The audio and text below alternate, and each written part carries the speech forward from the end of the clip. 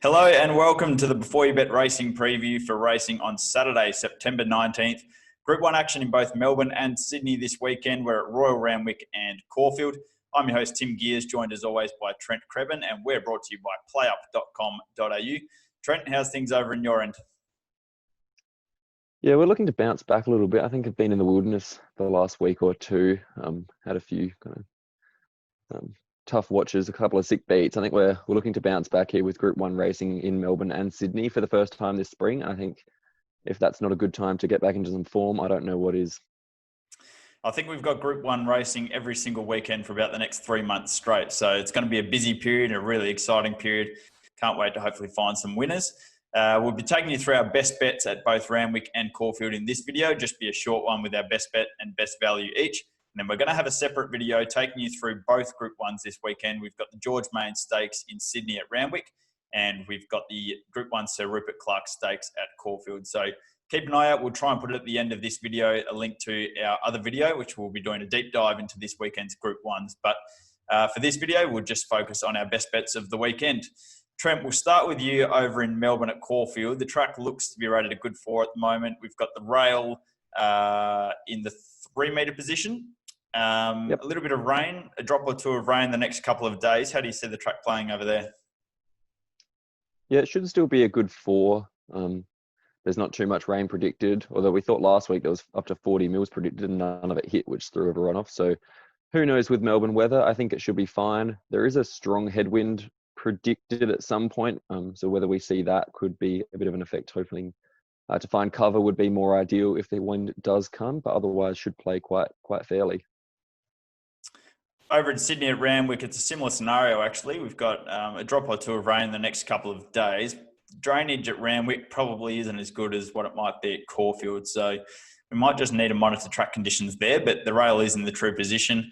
And I'd expect us to be racing on a good 4 if, a mil or 2 of rain put us into the soft range. There'd be some serious cause for concern. We'll get started with you over at Caulfield. Trent, your best bet comes up in the lucky last. It's race number 9. You're with horse number 6, Liar, currently $2.60 with PlayUp. Yeah, I've never been a huge fan of this mare, Liar. I kind of always just thought she's a bit of a B grader since her Blue Diamond win, as a lot of those younger horses can be, never really make that step up. But I think last prep is when she really started to show that she is, contesting a Group 1 quality horse. She ran second in the Sangster behind Bella Vella, who we saw come out and win impressively the other week. And then she ran third behind Trekking and Geetra in the Goodwood over in Adelaide as well, which is obviously a very hot form line for her. She resumed first up in the Heath at Caulfield and ran very well, just in second there. And I think she's well suited here, second up at the 1200 metres. I think she's the best horse in this race. She gets in incredibly well at the weights with only about 55 kilos, just due to the set weights of penalties there. She hasn't won for a while, so she gets in quite low. That's probably the only knockers that she hasn't won for quite some time, but I think this is the easiest race that she's contested in quite some time as well. She draws barrier 3 here. I don't think she'll be back anywhere near last. I think she can settle midfield from that draw. And if the gaps come in the straight, I think she's going to be very, very hard to beat in the last at Caulfield. Yeah, she was only beaten the nose first up by Diamond Effort, who's won 5 starts in a row. So looks a pretty solid form line. Barrier 3 looks ideal. She has won second up in the past, and her only previous start at the track and distance was a win. So looks a good way to go. $2.60 in the last at Caulfield for Trent's best bet, number 6, Liar. Move on to your best value bet of the day. Getting started early. Race number 2, you with 2 horses at a bit of value. Horse number 4, Easy Beast, currently $31. And horse number 12, Montenegro Man, currently $15 to PlayUp. Yeah, I think both of those can run well at a big price. It's a tough open race. There's a few that look hard to knock. But I think starting with Easy Beast there, comes here second up. He ran first up at Geelong behind a handy horse called Simply Optimistic. He's got a good second up record with 2 wins and 2 seconds from 6 starts. He's a bit hit and miss, he can put in some bad ones, but I think at his best, he's certainly good enough to do this. He's got a bit of form around some handy ones over in Adelaide, around horses like Morvada and Missiano, which would be kind of those, open handicap kind of sprinters. that I think is good enough for this kind of race. He's also got some form around horses like Ash Law as well, only earlier this year. I think he maps really well here from barrier 6. He can be right on speed, possibly even leading this race. Tio Nugent jumps on, which I think is a good claim for him. He's kind of a strong, kind of good on-speed apprentice for him, takes the 1.5 kilos off. I think you were mentioning to me that Tio Nugent's had quite a good strike rate for the Richard Laming stable as well, so that's another positive for him. Yeah, and I just thought at around 6 rides for 2 wins in 2 seconds, Tio Nugent riding for this stable. Yeah, so that's pretty solid off a small sample size there. I think this race sets up well for him, and he'll have a decent head start on some of the other more fancied runners, and he can certainly run a place for you at big odds. The other one is number 12, Montenegro Man. I'm quite like this horse.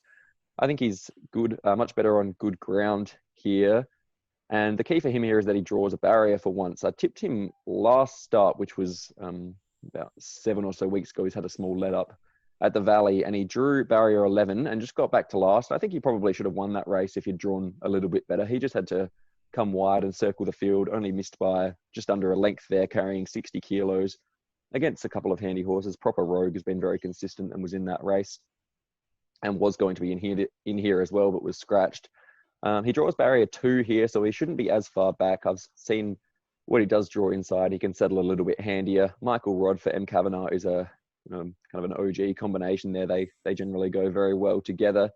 And he's got 1 start at the track and distance for the 1200 for an easy win. So I think he's a good price as well, along with Easy Beast in race 2 at Caulfield.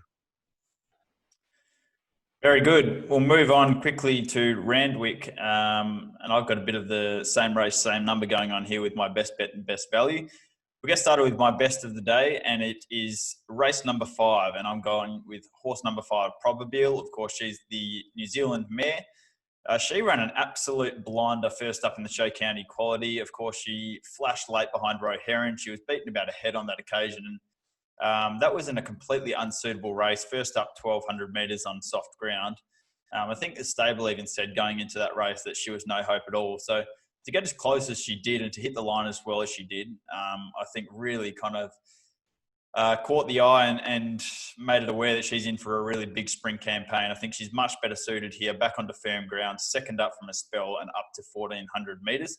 Drawn well in barrier 4. She should get a perfect run on the speed there somewhere or wherever they want to sell her. As I've mentioned, her second up record is phenomenal. 3 starts, 2 wins and a second.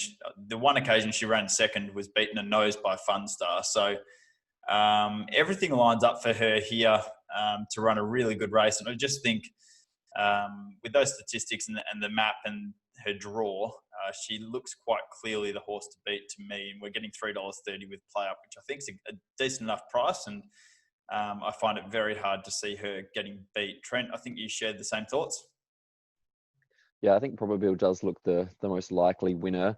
Just kind of depends what we see on this field come Saturday. There are a few horses dual nommed at Newcastle on Friday. So we'll just see with deductions and whatnot, whether the price comes down too much for her. Hopefully you're still getting, $3, maybe even $2.50 with a few coming out. And I think she should be too strong there, PROBABEEL. We'll move on to my best value bet of the day, and it's in the race prior to this, race number 4. And my best value is race number 4, horse number 4, Every Rose, currently around $20 or $26. Now, this looks basically a 2-horse race on paper between Dame Giselle and Hungry Heart. Of course, they fought out the finish in the Group 2 Furious Stakes last start, and they meet again here, stepping up to 1,400 metres. So it does look a race between those two, but I just think that at $26, you can throw Every Rose in as at least a place chance. Now, she ran first up in the San Domenico Stakes against the boys. She ran 4th in the field of 6 on that occasion, beaten over 7 lengths by Anders. But I don't think there's probably, other than maybe Rothfire, I don't think there's a better 3-year-old form line anywhere in the country right now than Anders. So I wouldn't be taking too much, looking too much into that 7-length margin. She drops back to her own sex here against the fillies. She draws barrier 1, so she should get a good run up on speed. And if you look back through her form last preparation, she ran second to Farnan, who was, of course, the Golden Slipper winner, and then second to King's Legacy, who was also a Group 1 winner. So she's more than capable of measuring up, certainly back to her own sex. And I just think at $26, Barrier 1, she's going to get a great run throughout. Throw her in as at least a place chance. But I do concede the top 2 in the market are the horses to beat. Trent, any other thoughts quickly before we move on from Caulfield and Randwick on the weekend?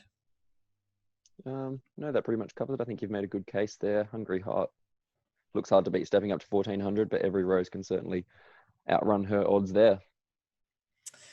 Guys, you'll find all of our best bets and you can find all our race-by-race previews on beforeyoubet.com.au. That'll do us for this preview. Thanks to PlayUp for their support, and we'll have a separate video up previewing this weekend's Group 1 George Main Stakes and the Group 1 Sir Rupert Clarke Stakes.